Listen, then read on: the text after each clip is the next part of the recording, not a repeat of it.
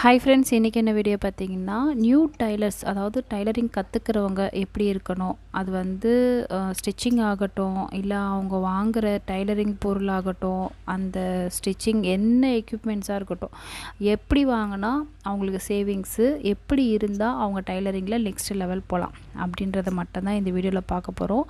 Video வந்து skip பண்ணாமல் பாருங்கள். நியூ டைலர்ஸ்க்கு ரொம்ப யூஸ்ஃபுல்லாக இருக்கும். இப்போ நீங்கள் ஸ்டிச்சிங் நல்லா பழகிட்டீங்க, ஸ்டிச் பண்ணி கொடுத்துட்ருக்கீங்க அப்படின்ற டைலர்ஸாக இருக்க பட்சத்தில் ஃபஸ்ட்டு வந்து இப்போ தான் ஃபஸ்ட் லெவலில் இருக்கீங்க அப்படின்ற போது நீங்கள் த்ரெட்டு பாக்ஸ் ஆகட்டும், இல்லை டைலரிங்க்கு தேவைப்பட்ட எந்த பொருளாக இருக்கட்டும், எடுத்த உடனே பல்காக வாங்கி வைக்கக்கூடாது. அது ரொம்ப ரொம்ப தப்பு.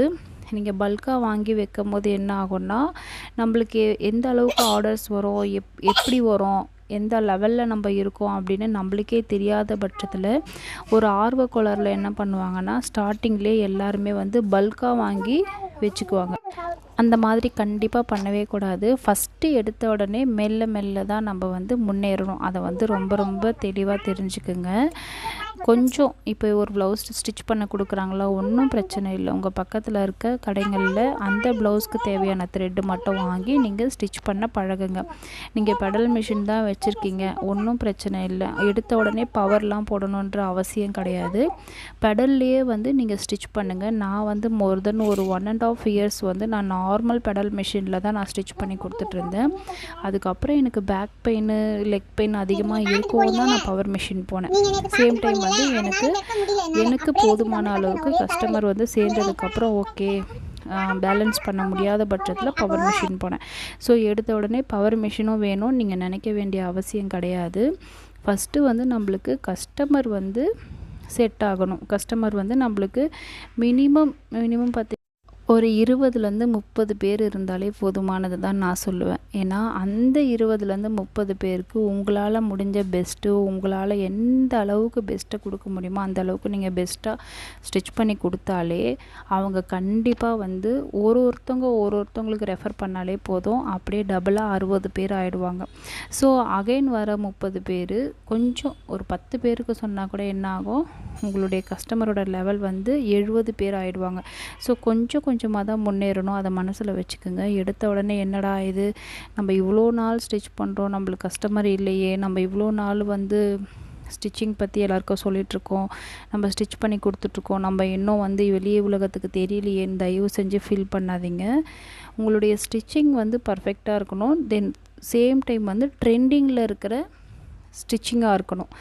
ஐ மீன் என்ன சொல்ல வரேன்னா, இப்போ வந்து நிறைய பேர் வந்து ஆரி ஒர்க்கு, எம்ப்ராய்டிங் அந்த மாதிரியான ப்ளவுஸ் தான் வியர் பண்ணுறாங்க. ஸோ அந்த மாதிரியான ப்ளவுஸ் வந்து உங்களுக்கு ஸ்டிச் பண்ண தெரிஞ்சிருக்கணும். சேம் டைம் வந்து ஒரு மெட்டீரியல் எடுத்து சுடிதார் ஸ்டிச் பண்ணுறதெல்லாம் இப்போ பார்த்திங்கன்னா மேக்ஸிமம் ஒரு 70% கம்மியாயிடுச்சுன்னு தான் நான் சொல்லுவேன். இப்போ எல்லாமே வந்து ரெடிமேட் ஆகிடுச்சு. ஸோ அந்த 30% கஸ்டமர் வந்து உங்களுக்கு வந்திருக்காங்க அப்படின்ற பட்சத்தில் நீங்கள் முடிஞ்ச அளவுக்கு உங்களால் முடிஞ்ச ஒர்த்தை நீங்கள் போடணும். அந்த வந்து சுடிதாரில் நீங்கள் உங்களால் முடிஞ்ச பெஸ்ட்டை வந்து நீங்கள் ஸ்டிச் பண்ணி கொடுக்கணும். சும்மா நார்மலாக ஒரு ரவுண்ட் நெக், பான் நெக் வச்சு ஒரு நாட் வச்சு ஸ்டிச் பண்ணி கொடுத்தீங்கன்னா அவங்களுக்கு அதில் அவ்வளோ சாட்டிஸ்ஃபேக்ஷன் இருக்காது. ஒரு நெக் ஆகட்டும், ஸ்லீவ் ஆகட்டும், ஸ்லீவோட எண்ட் ஆகட்டும், ஒரு விஷயத்துலேயும் நீங்கள் க்ரியேட்டிவிட்டியாக பண்ணி கொடுக்கணும். க்ரியேட்டிவிட்டி மீனிங் இப்போது அதுக்குன்னு ஒரு 40 வயசு ஆளுக்கு போயிட்டு நீங்கள் ஒரு 15 வயசு பொண்ணுக்கு இருக்கிற மாதிரி ஸ்டிச் பண்ணக்கூடாது. ஒருத்தவங்க ஸ்டிச்சிங்க்கு கொண்டு வராங்கன்னா அவங்களோட ஏஜை பார்த்து அந்த ட்ரெஸ்ஸோட ஸ்டைலிஷை வந்து நீங்கள் மாற்றணும். ஸோ உங்களுடைய க்ரியேட்டிவிட்டியில் தான் இருக்குது. நீங்கள் வந்து ஸ்டிச் பண்ணுறதும் சரி, நீங்கள் ஸ்டிச் பண்ணி கொடுக்கறதுல தான் இருக்குது உங்களுடைய கஸ்டமர் வந்து அதிகமாகிறது. உங்களுடைய கஸ்டமரை பொறுத்து தான் இருக்குது நீங்கள் ஸ்டிச்சிங்கில் நெக்ஸ்ட் லெவல் போகிறது. ஸோ வந்து இது வந்து ஒரு செயின் ஒர்க் மாதிரி தான், ஓகேவா? எடுத்த உடனே மேலே போகணுன்னு மட்டும் தயவு செஞ்சு நினைக்காதீங்க. இன்றைக்கி வந்து ஹை லெவலில் இருக்க எல்லாருமே வந்து கீழே இருந்து தான் வந்திருக்காங்க. அதை மனசில் வச்சுக்கோங்க. எனக்கு நிறைய பேர் கமெண்ட்ஸில் என்ன சொல்கிறீங்கன்னா, நான் வந்து கரெக்டாக தான் கட்டிங் பண்ணுறேன், நான் கரெக்டாக தான் ஸ்டிச்சிங் பண்ணுறேன், எனக்கு ஷோல்டர் லூஸ் ஆகுது, நான் கரெக்டாக தான் பண்ணுறேன், எனக்கு வந்து ஃப்ரண்ட்டு ஷேப்பு சரியாக வரமாட்டேங்குது. ஒன்றும் பிரச்சனை இல்லை. நான் என்ன சொல்ல வரேன்னா, இப்போ ஒரு இடத்துல நம்ம தப்பு பண்ணால் தானே அது தப்புன்னே நம்மளுக்கு தெரியும். நம்ம பாட்டுட்டு வந்து தப்பு பண்ணாமலே போயிட்டே இருக்கணும். நம்மளுக்கு எந்த தப்பும் நடக்கக்கூடாது. இது மிஸ்டேக்கே வரக்கூடாது. நம்ம வந்து நல்லா தைச்சிட்டே போனோம்னா அது யாராலையுமே முடியாது. இன்றைக்கி வந்து பர்ஃபெக்டாக ஸ்டிச் பண்ணுற எல்லாருமே கண்டிப்பாக ஷோல்டர் இறக்கத்தில் மாட்டியிருப்பாங்க. கண்டிப்பாக ஃப்ரண்ட்டு ஷேப்பில் வந்து மாட்டியிருப்பாங்க. இதெல்லாமே வந்து அடிபட்டு இது எல்லாமே வந்து தப்பு பண்ணி ஓகே இந்த டாட் வந்து இவ்வளோ ஹைட்டு பிடிச்சதுனால தான் அவங்களுக்கு வந்து ஷேப் வந்து ஃப்ளாட் ஆகிடுச்சு. இந்த டாட் வந்து லூஸ் கொடுத்ததுனால தான் அவங்களுக்கு கப்பு ஷேப் வந்து க்ராஸ் ஆகிடுச்சு. ஸோ தப்பு பண்ணால் தான் தெரியும். தப்பு பண்ணாமல் வந்து ஸ்டிச் பண்ணணும்னு மட்டும் நினைக்காதீங்க. அந்த மாதிரி வந்து யாராலையுமே ஸ்டிச் பண்ணக்கூடாது. நீங்கள் வந்து தப்பு பண்ணிட்டோமே அப்படின்னு நீங்கள் டிமோட்டிவேட் ஆகிட்டிங்கன்னா கண்டிப்பாக நீங்கள் வந்து அடுத்த லெவல் போகவே முடியாது. ஸோ உங்களை வந்து நீங்கள் மோட்டிவேட்டாக வச்சுக்கோங்க. தென் இன்னொரு விஷயம் வந்து ஸ்டிச் பண்ணி கொடுக்கும்போது என்னால் முடியும் அப்படின்ற ஒரு கான்ஃபிடென்ட்டில் வாங்குங்க. 100% அந்த ப்ளவுஸில் என்ன இருக்கோ அதை மட்டும் மெஷர்மெண்ட் பண்ணி ஸ்டிச் பண்ணுங்கள். கண்டிப்பாக உங்களுக்கு பர்ஃபெக்டாக வந்தே தீரும். இப்போ எப்படிங்க ஒரு 3 இன்ச்சஸ் வந்து ஒரு மெயின் டாட்டோட ஹைட் வந்து ஒரு 3 இன்ச்சஸ் வந்து அளவு ப்ளவுஸில் இருக்குதுன்னு வச்சுக்கோங்க எக்ஸாம்பிளுக்கு. நீங்கள் அதே 3 இன்ச்சஸ் தான் வந்து வைக்கிறீங்க. சேம் டைம் வந்து கொக்கி பக்கத்துலேருந்து அந்த டாட் வந்து பிரெத்து ஒரு 4 இன்ச்சஸ் இருக்குது இல்லை 3 இன்ச்சஸ் இருக்குது வச்சுக்கோங்க. அதே 3 இன்ச்சஸ் 4 இன்ச்சஸ் தான் நீங்கள் வந்து பிரெத்து வந்து அளவு பண்ணி வைக்கிறீங்க. ஹைட்டு ஒரு 3 இன்ச்சஸ் வைக்கிறீங்க அப்படின்னு வச்சுக்கோங்க. எப்படி அது மிஸ்டேக் ஆகும்? ஒரு ஜாக்ஸ் எடுத்த மாதிரி தானே இது. அங்கே என்ன இருக்கோ அதை காப்பி பண்ணி இங்கே பேஸ்ட் பண்ண போகிறீங்க. இதில் மிஸ்டேக் வர்றதுக்கு வாய்ப்புன்றது ரொம்ப ரொம்ப கம்மி. ஸோ நீங்கள் ஒன்று மெஷர்மெண்ட் எடுத்ததில் தப்பு இருந்திருக்கணும். இல்லைன்னா வந்து அந்த மெஷர்மெண்ட் எடுத்து இங்கே காப்பி பண்ணும் போது நீங்கள் கொஞ்சம் மேலே கீழே வந்து க்ராஸாக வச்சு மார்க் பண்ணியிருந்துருக்கணும். இந்த மாதிரி விஷயங்களில் தான் உங்களுக்கு தப்பாயிருக்குமே வழிய இந்த மெத்தடில் நீங்கள் வந்து ஸ்டிச் பண்ணிங்க அப்படின்னா உங்களுக்கு 100% சொல்கிறேன் தப்பாக வாய்ப்பே கிடையாது. ஏன்னா நான்லாம் வந்து ரொம்ப ரொம்ப கற்றுக்குட்டி ஓகேவா. எனக்கெலாம் வந்து டைலரிங் பற்றி ஒன்றுமே தெரியாது. நான் வந்து மினிமம் ஒரு 3 இயர்ஸில் தான் நான் டைலரிங்கே வந்து கற்றுக்கிட்டேன் ஓகேவா. நான் நிறைய வீடியோஸில் சொல்லியிருக்கேன். என் ஃப்ரெண்டு மூலியமாக கற்றுக்கிட்டேன். நானும் வந்து ரொம்ப ரொம்ப ஆர்வம், அது எக்ஸ்ட்ராடினரி ஆர்வம்னு சொல்லலாம். அந்த அளவுக்கு எனக்கு வந்து ஆர்வம். நைட்டெல்லாம் வீடியோ பார்ப்பேன். எனக்கு வந்து இந்த ரெடி அளவு எக்ஸ்ட்ரா தையல் அளவு இப்படிலாம் மார்க் பண்ணுறாங்க பார்த்திங்களா, அந்த மாதிரியான வீடியோஸ்லாம் பார்த்து நிறைய குழம்பியிருக்கேன். இது என்ன இது 2 மார்க்கிங் பண்ணுறாங்க, அப்போ எங்கே தான் நம்ம மார்க் பண்ணோம், எங்கே தான் கட் பண்ணணும் அப்படின்ற மாதிரிலாம் நான் பயங்கர தலைவலியே எனக்கு வந்திருக்கு. அந்த மாதிரிலாம் எனக்கு கன்ஃபியூஷன்ஸ் வந்திருக்கு. ஸோ இன்றைக்கி நான் வந்து அடுத்தவங்களுக்கு சொல்லி கொடுக்குற நிலமையில் கடவுள் என்ன வச்சுருக்காரு அப்படின்னா, முக்கியமான விஷயம் என்னுடைய ஆர்வமும் என்னுடைய விடாமுயற்சியந்தான். அதுதான் உங்களுக்கும் வரணும்னு நான் சொல்ல வரேன். நல்லா ஒரு விஷயத்தை தெரிஞ்சுக்குங்க.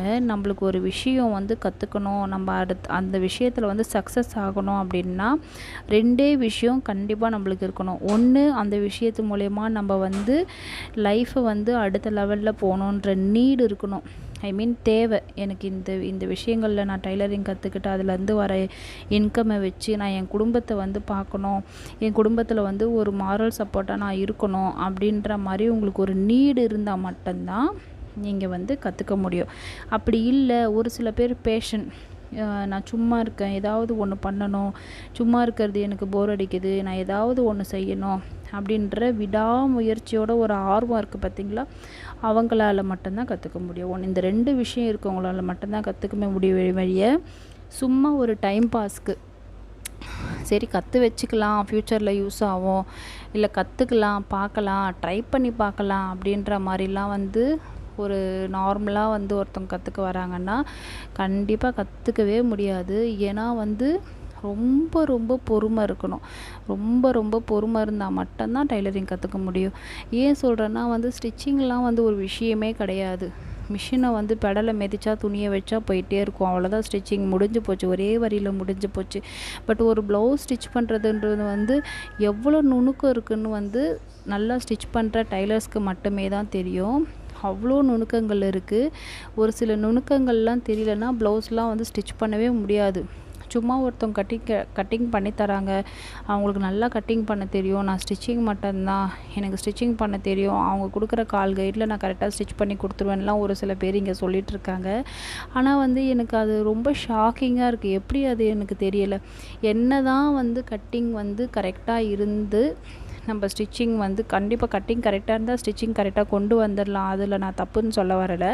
பட் ஸ்டிச்சிங்லேயும் வந்து ஒரு சில நுணுக்கங்கள் இருக்குது, அது தெரிஞ்சுக்கணும். ஸோ இவ்வளோ தான் நான் சொல்ல வரேன்.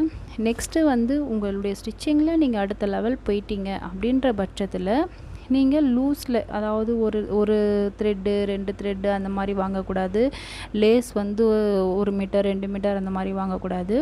உங்களுடைய ஏரியாவில் நீங்கள் எங்கே இருக்கீங்களோ அந்த ஏரியாவில் நான் சொல்கிறது ஓரளவுக்கு ஃபேமஸ் ஆகிட்டீங்க. மினிமம் வந்து ஒரு 50 கஸ்டமர் உங்களுக்கு இருக்கிறாங்க.